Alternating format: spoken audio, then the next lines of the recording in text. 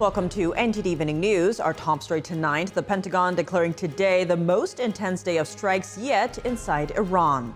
That's as the president says the U.S. has destroyed 10 mine-laying boats, warning of consequences at a level never seen before if any mines are laid within the Strait of Hormuz. Mario Tzu at the White House. Iran's missile attacks are down 90% since the war started, and the Pentagon says that Iran's attacks on other countries are causing those countries to strengthen their ties with the United States. Jason Perry reports. President Trump is ramping up pressure to enforce voter ID, vowing to stall any bills from becoming law until it's approved by Congress. Melina Weisskopf reports. The FBI expanding their probe into possible fraud in the 2020 election. They've seized voter records from Arizona's largest county. Arlene Richards with that story.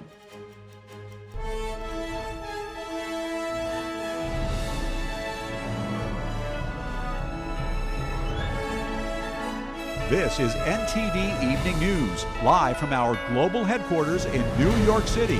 Here's Tiffany Meyer.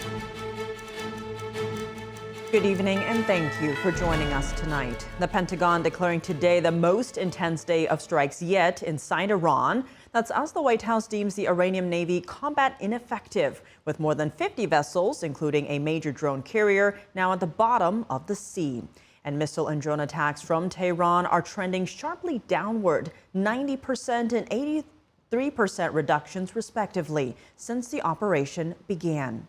We now go live to NTD's Washington correspondent Mario Tzu at the North Lawn of the White House. Mari, good evening. Hey, Tiff, good evening. Yeah, and as the Pentagon says that its strikes in Iran are escalating, President Trump is announcing that U.S. forces have completely destroyed, quote, 10 Iranian mine-laying boats, with more in the crosshairs. And he's also issuing an ultimatum demanding that Iran remove any mines in the Strait of Hormuz, quote, immediately, or face military consequences at a level never seen before. This is coming as the president also warns that any attempt to block oil flow in the Strait of Hormuz would trigger a U.S. strike, quote, 20 times stronger than before, vowing to obliterate key targets and make rebuilding Iran, quote, virtually impossible. And this is coming as the White House is touting the 10th day of Operation Epic Fury as a, quote, resounding success, saying that the U.S. military is winning at an even faster pace than anticipated. Take a look.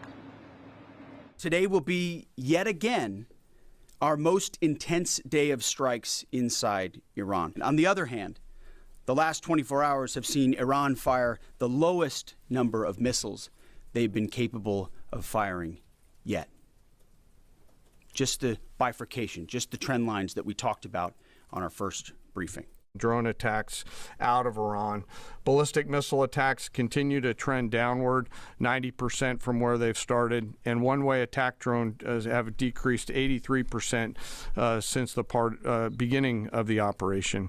And the White House saying the U.S. is annihilating the Iranian regime's navy, having destroyed more than 50 Iranian naval vessels, including a major drone carrier ship. None of the regime's vessels are operating in major regional waterways, and the Iranian navy has been assessed as combat ineffective. And as President Trump calls this operation short-term, with specific goals in mind, no nuclear, no ballistic missiles, no proxies, and no Navy, the White House and Pentagon say it's the commander-in-chief who ultimately determines the timeline. We took a little excursion because we felt we had to do that to get rid of some evil. And I think you'll see it's going to be a short-term excursion. So President Trump will determine when Iran is in a place of unconditional surrender, when they no longer pose a credible and direct threat to the United States of America and our allies. Our will is endless. This is not endless. It's not protracted. We're not allowing mission creep. It's not for me to posit whether it's the beginning, the middle, or the end. That's his, and he'll continue to communicate that. What we serve him as is we give him updates on a daily basis of exactly where we are so he can make that determination on the throttle. This coming as President Trump says he'd consider, quote, winning enough to be when the Iranian regime has no capacity to develop a nuclear weapon. Special Envoy Steve Witkoff saying Iranian officials had claimed to have enough enriched uranium to build 11 nuclear bombs. Stockpile includes 60% enriched uranium, which takes about a week to 10 days to get to 90%, which is weapons grade. They had 460 kilograms of 60% enriched material. There is no reason to be at 60%, none, zero reason, unless you're pursuing a weapon. If I didn't hit them first, they were going to hit our allies first. I believe, upon information and belief, but I believe that he was going to, they were going to take over the Middle East. And Tiff, the Pentagon is telling us that about 140 U.S. service members have been wounded over the past 10 days of Operation Epic Fury. The top Pentagon spokesperson, Sean Parnell, saying that the vast majority of those injuries have been minor. And since then, 108 of those service members have already returned to active duty. And meanwhile, the White House is saying that once the national security objectives of the operation are laid out by the president are achieved, Americans will see oil and gas prices drop to potentially lower than they were prior to the start of the operation. Back to you. All right, Mari, thanks for those updates. America's top military general says Iran's ballistic missile attacks are down 90% since the start of the war. The Pentagon added that Iran's attacks on other countries are making those countries strengthen their ties with the United States. NTD's Jason Perry has the details. The United States Central Command, or CENTCOM, released this video on Tuesday, saying the Iranian regime can try to hide their missile launchers, but U.S. forces are taking them out. And on the defensive side of things, CENTCOM released this video on the same day, showing what appears to be a U.S. air defense system intercepting projectiles in midair. And at the Pentagon, a reporter asking the chairman of the Joint Chiefs of Staff, General Dan Kane, what has been most challenging so far when fighting the Iranian regime. I'd rather not, for operational security reasons, tell them what's working. So I'm going to not answer that question based on that. But we are watching what they're doing, and we are adapting faster than they are. Are they more formidable than you anticipated, General? I mean, I think they're fighting, and I respect that, but I don't think they're more formidable than what we thought. General Kane added that Strategic Command bombers recently dropped dozens of 2,000-pound GPS-penetrating weapons on deeply buried missile launchers, and said that Iran's ballistic missile attacks are down 90% since the beginning of the war, and one-way attack drones have decreased 83% since the start of the war. And he added this. We continue to strike the Iranian Navy and their capabilities in order to do things like sustain movement through the Straits of Hormuz. Meanwhile, the Iranian regime continuing to launch missiles at neighboring countries in the Middle East. The United Arab Emirates on Tuesday condemning an attack on its consulate in northern Iraq. And Bahrain getting hit again, this time on one of its downtown skyscrapers. However, the Pentagon says that Iran's attacks on other countries are having the opposite effect, and those countries are now strengthening their ties with the United States. And in Israel, a makeshift memorial was set up for U.S. soldiers who have died in the war. A local resident said this. Those people were fighting for the same reason we are fighting now, and the same reason that my boyfriend is in the army right now, and a lot of my friends, and I really like it. Meanwhile, the U.S. is continuing efforts to evacuate American citizens from the Middle East. The State Department saying on Tuesday that over 40,000 Americans have returned to the United States since the war with Iran started in late February. Jason Perry, NTD News. The fight for freedom in Iran will bring you a frontline first-hand account of the brutality of the Iranian Islamic regime, the morale of Iranians since the U.S. strikes began, and deciphering the regime's propaganda and its use of AI in the information war. Khosrow Isfahani, Director of Research for the National Union for Democracy in Iran, will join us with his personal story and analysis. Tune in to NTD's Capital Report with Steve Lance at 7 o'clock p.m. Eastern Time for all of the news and analysis. Ukraine is sending anti-drone experts to the Middle East, and several other European countries are ramping up support for the operation against the Iranian regime. France is sending multiple warships, including an aircraft carrier. NTD's international correspondent Arian Pazdar has the latest on Europe's involvement in the Iran war. We are in a totally new situation in the Middle East. Another war brings uncertainty and chaos. Iran is responsible for decades of violence, and the fewer options Iran has to terrorize the region, the better. The foreign policy chief of the European Union, Kaja Kallas, saying Western nations should unite to defend themselves against Iranian attacks. Ukraine is sending anti-drone experts to 3 countries in the Middle East, Saudi Arabia, Qatar and the United Arab Emirates. We are preparing a new initiative to become a matchmaker between Ukraine's industrial outputs and the military needs of the countries in the Middle East. Kallas added that besides connecting Ukraine with the Middle East, the EU is also providing direct support. We are providing consular assistance. Our naval operations, Aspides and Atalanta, have provided protection to the ships in the region. Several countries, including the UK, France, Italy, Greece, Spain and the Netherlands, are sending defensive military equipment to the Mediterranean Sea. This after Iran attacked a British base on the island nation Cyprus.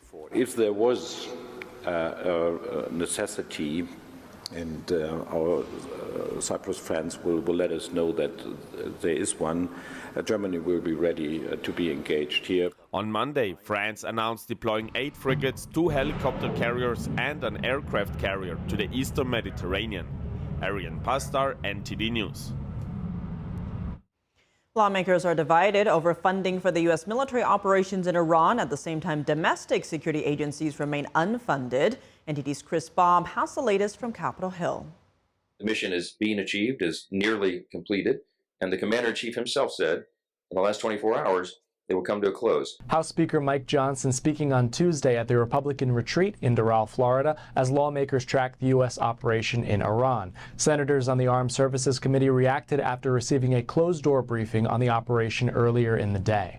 He has not shown to this Congress, to me, or I believe to us in our classified briefing, he's not shown us any plans for what he wants to do for the day after. Let's put it that way. That's as much as I can say. We get an opportunity on a regular basis to get briefed by General Kane and others, and I think we are in a good place in achieving an objective that frankly is long overdue. You know, on their way to a nuclear capability, and they're holding that entire region hostage, and American interests as well. So I think this was an important mission to accomplish, and hopefully it'll be accomplished soon. Lawmakers are also divided over how to fund the operation. The supplemental funding bill for military is inevitable. We were anticipating a supplemental even before the Iran operation began. So I have been a champion for reconciliation as one of the important tools in the toolbox. We can use potentially reconciliation as a vehicle to address some of that as well, because I'm going to guess for you, Democrats are not going to help us on that. At this point, I am a hard no on a supplement. No more money. The one thing Congress has the power to do is to stop actions like this through the power of the purse. The military already has $1 trillion. At the same time, lawmakers are clashing over Homeland Security funding. We have seen what's happening across our country. We also know that there is the ability to have increased threats. And the agency, whether it be Coast Guard, TSA, CISA, Secret Service, CBP, and ICE have gone unfunded. There's plenty of money to fund CISA on its own, but very simply, if the Republicans are concerned about risk, pass just by unanimous consent, pass what we put on the floor, which would have funded CISA. But Senator Britt says they have not come to the table. Despite countless offers to sit down and try to find a pathway forward, they will not even have a conversation with us. Nearly a month into the budget standoff, key Homeland Security agencies remain unfunded. Reporting from Washington, D.C., Chris Bobb, NTD News. The partial shutdown of the Department of Homeland Security is in the middle of its 3rd week. Congress is still stalled in reaching a funding agreement. And at a hearing today on sanctuary cities, senators debate whether ICE needs warrants or not to make deportation arrests. NTD correspondent Jason Blair has more. The Department of Homeland Security has been partially shut down since February 14th, and many employees that have been deemed essential have been working since then without a paycheck or just receiving a partial paycheck, and this includes TSA agents. There have been many long lines spotted at airport security, some going up to 3 hours and beyond. This includes Houston Airport and Atlanta Airport. Both the House and the Senate need to reach a funding agreement in order to get the DHS back up and running at full capacity, but so far have been stalled. Our Democratic colleagues say that they won't fund the Department of Homeland Security and alleviate these long waiting periods that citizens are experiencing at airports all around the country. Last week in the Senate, we asked unanimous consent to fund FEMA and the Coast Guard and TSA, and it was the Republicans that objected. One of the big reasons for the disagreement is Democrats want ICE agents to get a judicial warrant before they arrest someone for deportation. Republicans are arguing that this isn't necessary, it hasn't been needed in the past, and an illegal immigrant has already been through the court process and has a final removal order. It's hard for me to continue to listen to justification on how American citizens can have their homes broken into without a judicial warrant. I don't understand this. Now, will you explain how a final order of deportation is a civil matter? Why requiring a criminal warrant would be not only unnecessary, but also destructive of ICE's ability to actually enforce immigration law? So they have a final order of removal. They have reasonable suspicion that that individual is in that house. They have likely observed that individual go in and out of that house, and they are there to remove that individual. It's very different than a judicial warrant where you're just going in to arrest someone who's then going into the due process system, has to go before a judge. ICE remains the center focus of debate for Congress to reach a funding agreement to open back up the DHS, and pressure remains high with travel disruptions already affecting Americans and homeland security threats that come with the war with Iran. Reporting in Washington, D.C., Jason Blair, NTD News. New York City police announced that a suspicious device found near Gracie Mansion, the official residence of New York City Mayor Zohran Mamdani, has been determined to be non-threatening. The area was evacuated during the investigation. The incident comes after 2 individuals were arrested on Saturday for throwing improvised explosive devices during demonstrations outside Gracie Mansion. Law enforcement called Saturday's incident an act of ISIS-inspired terrorism. According to investigators, both suspects indicated that they were inspired by the terror group. The individuals are being held without bail and are scheduled to appear in court on April 8th. It wasn't immediately clear whether the device discovered today was related to the incident over the weekend. Coming up, President Trump is ramping up pressure to enforce voter ID, vowing to stall any bills from becoming law until it's approved by Congress. Melina Weisskopf reports. The FBI expanding their probe into possible fraud in the 2020 election. They've seized voter records from Arizona's largest county. Arnie Richards with that story next.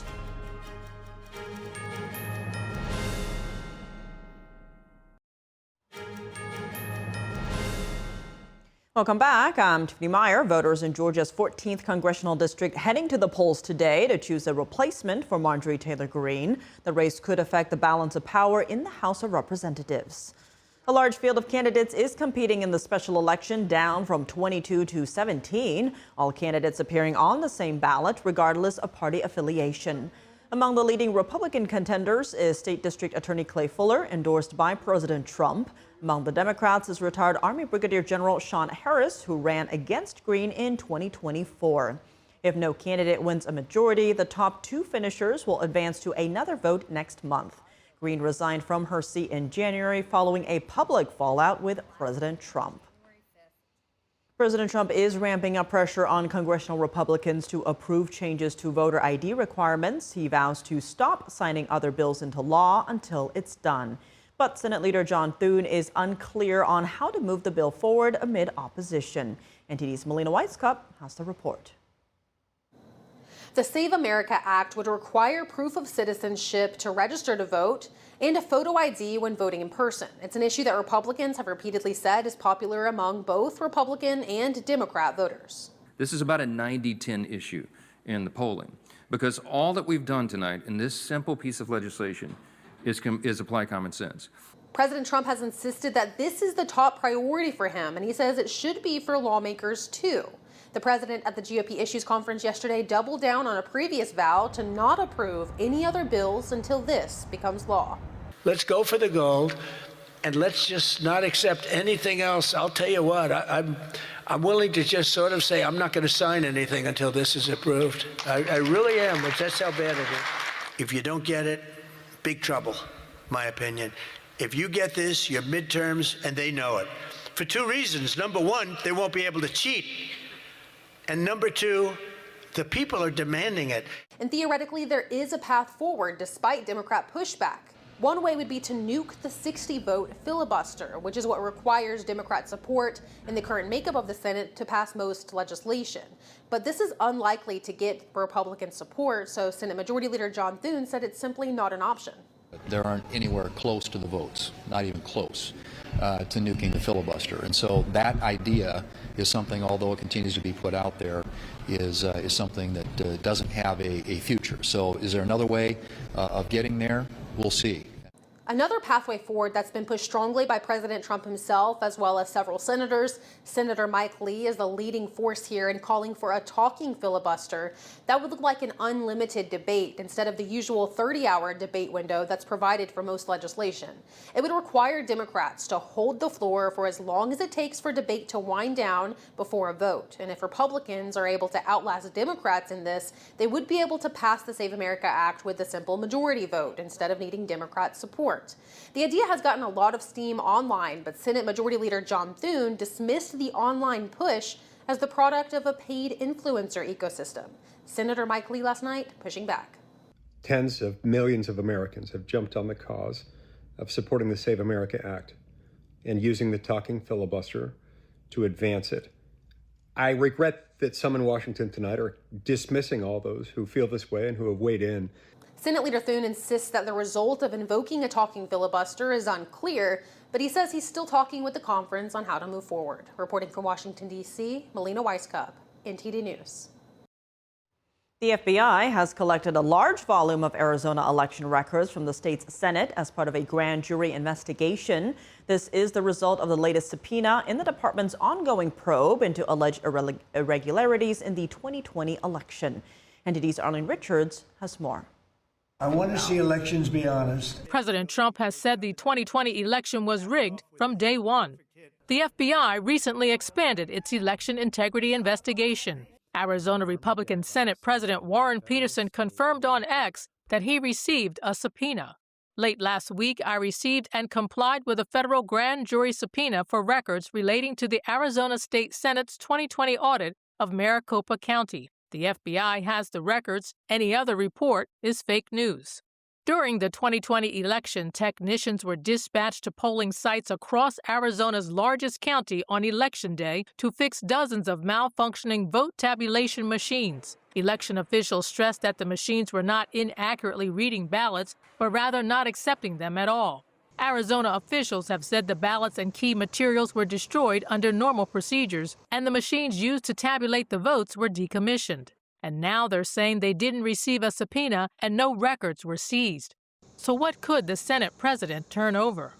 Sure, thanks for having us. And while we may not know exactly what it is that was taken, it was about 13 terabytes worth of data. So we're talking about cast vote records, potentially ballot images, all of that stuff that the cyber ninjas were using for their audit. 5 years ago, a company called Cyber Ninjas conducted a hand count audit of 2 million ballots and found that Joe Biden won the election in Maricopa County. Arizona's Secretary of State Adrian Fontes says he's concerned that the Justice Department could rely on that audit report for evidence in some future proceeding. Put this audit together. Unfortunately, once all of that, all the ballots and all of the tabulators and all that left the possession of certified elections officials at Maricopa County and went to the Senate in the first place back in 2021, it lost its chain of custody and therefore the capacity to be dependable evidence. Cyber Ninjas challenged the legitimacy of thousands of voters who participated in the 2020 election, finding that hundreds of them died before Election Day. The company also challenged the validity of the ballots counted. The subpoena is part of an ongoing probe that includes voting records seized from Fulton County, Georgia in January. The FBI has not commented on the Arizona subpoena. Arlene Richards, NTD News. President Trump announcing today a new $300 billion oil refinery will soon be opening in Brownsville, Texas. The planned facility will be owned by America First Refining, which is partnering with a privately held Indian company called Reliance. Calling the deal a massive win, Trump says the refinery at the port of Brownsville will fuel U.S. markets, power global exports, and bring thousands of jobs to the area. Coming up, President Trump hosting over a dozen South American leaders in Florida and announcing the formation of a new military coalition against drug cartels. John Suarez, Executive Director at the Center for a Free Cuba, joins us to discuss. That's next.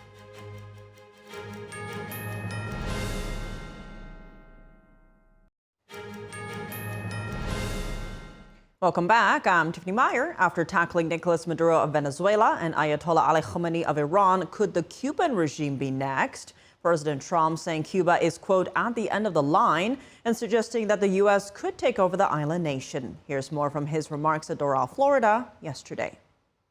And it may be a friendly takeover. It may not be a friendly takeover. It wouldn't matter because they're down to, as they say, fumes.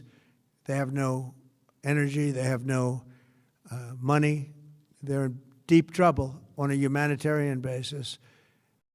And joining us now to unpack President Trump's latest comments on Latin America is John Suarez, Executive Director at the Center for a Free Cuba. John, thank you so much for joining us. Great to have you. Now, President Trump saying negotiations are active and a deal could happen very easily. Here's actually the president over the weekend speaking on that. Cuba is in its last moments of life, as it was. It'll have a great new life, but it's in its last moments of life the way it is. And but our focus right now is on Iran, and we'll do that. What would the deal need to bring real change to Cuba? Well, I think looking at what the administration has put out, there are two documents. A national strategic document that they put out in December and a presidential executive order in January, which pointed to the Cuban government as an unusual and malign threat to the United States in the region. Now, the December national security document points to the U.S. Placing a new emphasis on Latin America and the Western Hemisphere, and also not having tolerance for regimes hostile to the United States, which really puts under a spotlight Cuba, Venezuela, and Nicaragua. All three regimes have close relations with Moscow, Beijing, and Tehran.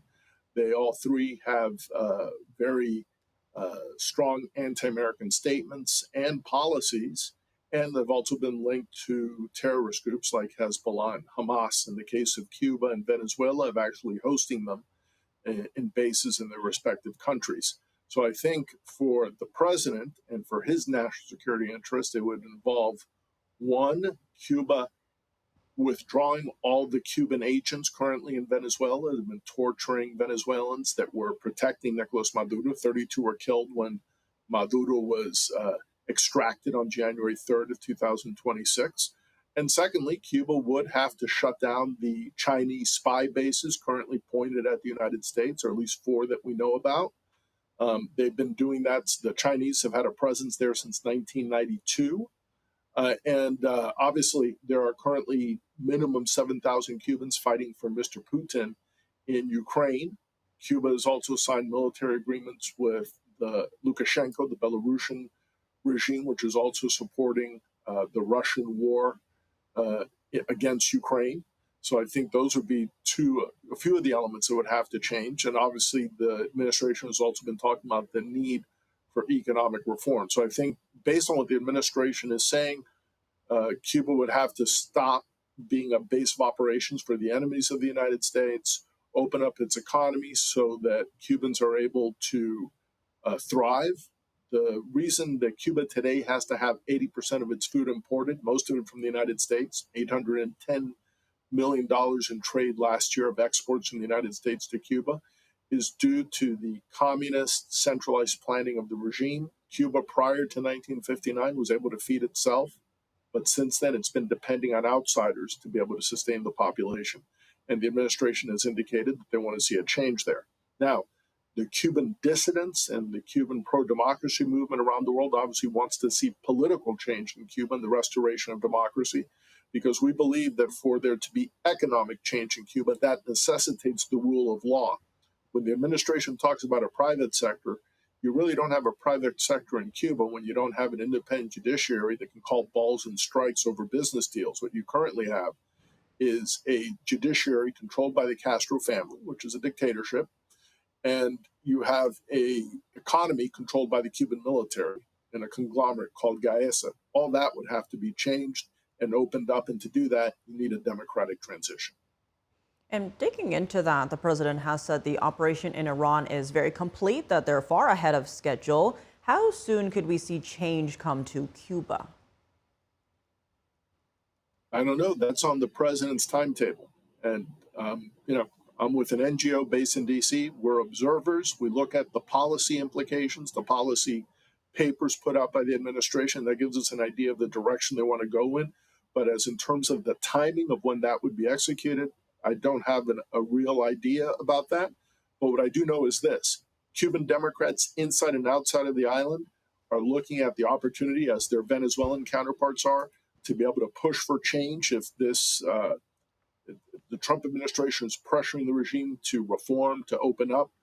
Democrats have to find the way to fill up those spaces and push for democratic elections. Now, one difference between Venezuela and Cuba is that 30 years ago, this past month, February 24th of 1996, Cuban MiG shot down 2 American planes over international airspace. They were part of Brothers to the Rescue, a humanitarian organization that saved over 4,000 lives of Cuban rafters back then in the early 90s. Now, because of that attack, that act of state terrorism carried out by the Cuban dictatorship, the United States president at the time, Bill Clinton, signed the Helms-Burton Act, which codified sanctions into U.S. law. And for those sanctions to be lifted to normalize relations between Cuba on the economic front necessitates 3 conditions. 1, freedom of all political prisoners. There are currently over 1,200 political prisoners in Cuba. 2, legalizing political parties and independent press, opening up to basic civil and political liberties for the Cuban people. And 3rd, free and fair democratic elections. Those are the 3 conditions for lifting economic sanctions on the Cuban regime. And that's U.S. law. And John, more broadly, through the Shield of the Americas coalition, President Trump is aiming to dismantle cartels and prevent foreign countries from gaining influence in the region. Here's actually part of that speech. These brutal criminal organizations pose an unacceptable threat to national security, and they provide a dangerous gateway for foreign adversaries in our region. And we don't want them near our country either. We don't want them to come in. They're cancer, They're cancer, and we don't want it spreading. And as we've reported extensively, China props up cartels by supplying fentanyl precursors. How much is the Chinese Communist Party to blame for the problems plaguing the Americas? They have a lot of blame, but not solely them. We go back to 1961. It was the KGB that tasked the Czech intelligence service with working with Raul Castro.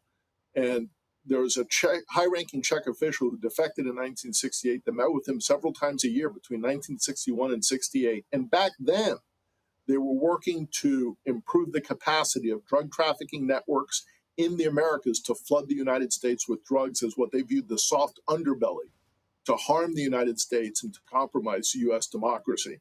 And the Cubans, even after the collapse of the Soviet Union in the 60s and the 80s and the 90s, continued with drug trafficking networks.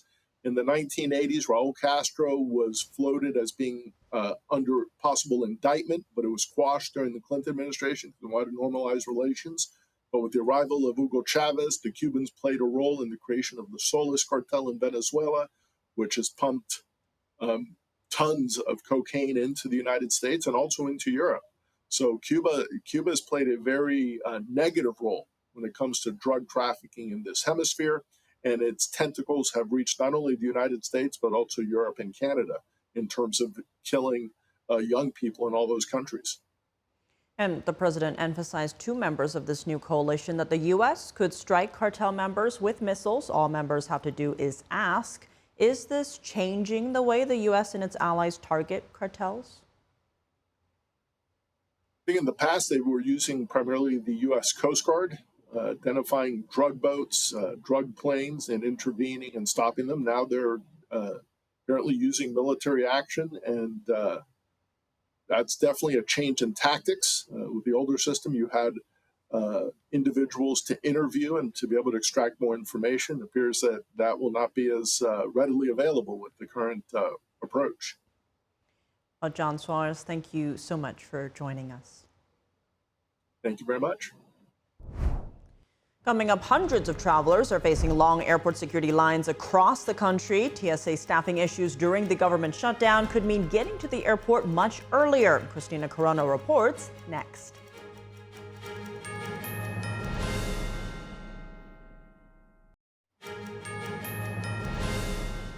Welcome back. I'm Tiffany Meyer. If you're planning to fly for spring break, you may want to get to the airport early. A partial government shutdown is now affecting airport security lines across the country.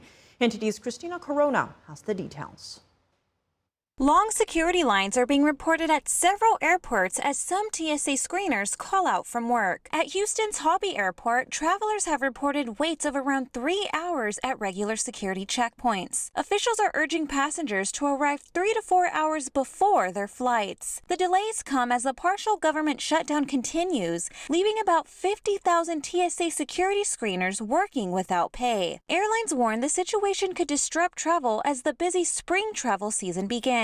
Carriers expect a record travel period with about 171 million passengers expected to fly over the next 2 months. Senate Majority Leader John Thune spoke on the Senate floor, calling the shutdown risky and shameful and warning that several key agencies are being affected.